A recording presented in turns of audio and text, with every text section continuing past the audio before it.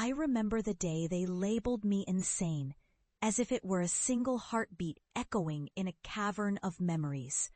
My family gathered around the dining room table, their laughter ringing sharp and mocking as I tried to explain the essence of what I had seen. The swarms, my God, the swarms of insects, buzzing an unholy symphony that no one else could hear. Cursed frequencies, I'd said, my voice trembling with the urgency of a truth only I could grasp. But their ridicule was a storm, a tempest that drowned me in disbelief. "You'll disgrace the family," my father warned, his eyes narrowed with disdain. "Get your head out of the clouds. You're delusional." Years later, I stood at the threshold of our family home, a place echoing with the ghosts of my past. The laughter had long since faded, replaced by a palpable tension that thickened the air. I was no longer the timid pest control officer they had scorned. I had become a cursed insect acoustician, a title once whispered derisively but now spoken with a shiver of dread. I'd returned, not as a disgrace, but as a warning, carrying secrets that twisted my very essence. As I crossed the threshold, I felt the weight of their gazes upon me. My mother, once so fervent in her disapproval, wringing her hands nervously. My sister, who had always been the favored child, her smile frozen in place like a mask. And then there was my father. His expression a mixture of confusion and fear, his eyes darting to the instrument case I carried. "Is that?" He hesitated, dread curling around his words. I nodded, opening the case to reveal a set of archaic acoustic tools, instruments designed to capture the frequencies of the damned. "You wouldn't believe the things I've uncovered," I said, my voice steady, though a tremor of adrenaline coursed through me. I was standing on the edge of a precipice, and I was about to push them off. "What are you talking about?" My mother's voice was sharp, a last desperate attempt to deny the truth looming before her. "You've gone too far. You need help." I couldn't suppress the smile that tugged at my lips. "Help? Oh, I've received plenty of that. Let me show you what I've learned." With deliberate care, I set up my equipment in the living room, the very heart of our home where laughter had once flourished.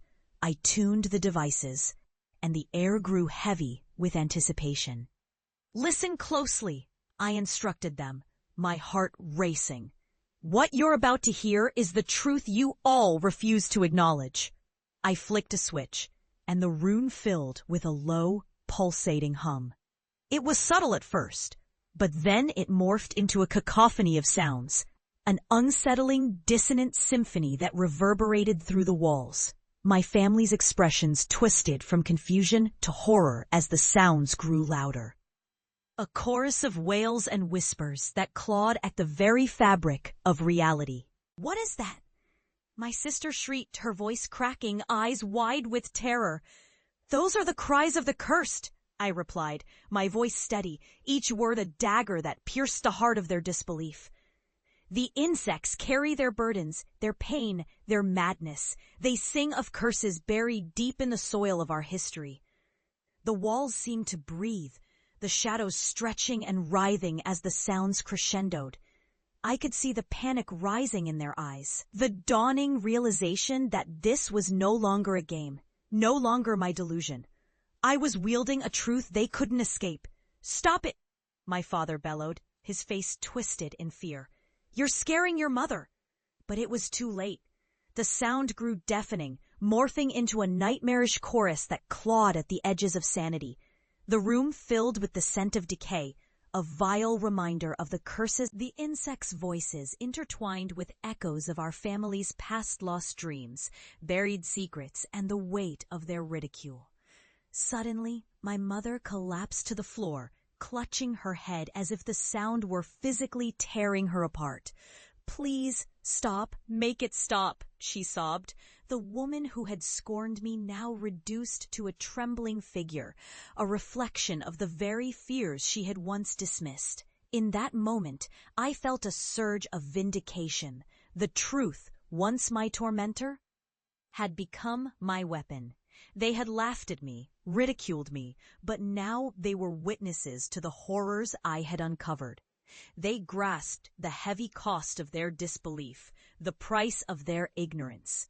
As the sound reached a fever pitch, I felt a shift within me, a merging of pain and power. I had survived the darkness, faced the horrors that dwelled beneath the surface of our world.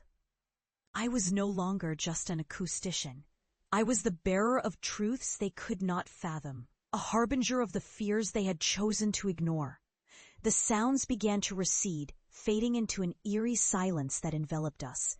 My family lay sprawled on the floor, their faces pale, eyes wide with terror and realization. They had witnessed the weight of my obsession, the burden of knowledge that came with it. "You were all wrong," I whispered, the words barely above a breath. "I'm not the disgrace you thought I was. I'm the warning." As I packed away my instruments, the room felt different, tainted by the truth that had seeped into every corner, every shadow. My family remained silent, their expressions a mixture of horror and regret. They had mocked my path, but now they could not deny the reality I had unveiled. Perhaps they would never fully understand the darkness that now shadowed my existence. But they would carry the weight of it with them forever. As I stepped out of that house, the echoes of their disbelief followed me, a haunting reminder of the cost of ignorance. I had emerged not just as a survivor, but as a harbinger of truths that the world would one day be forced to acknowledge. And in that moment, I felt a chilling sense of justice, a dark satisfaction that resonated within me, a reminder that some knowledge is too heavy to bear alone, and that the echoes of the past will forever haunt those who turn a blind eye.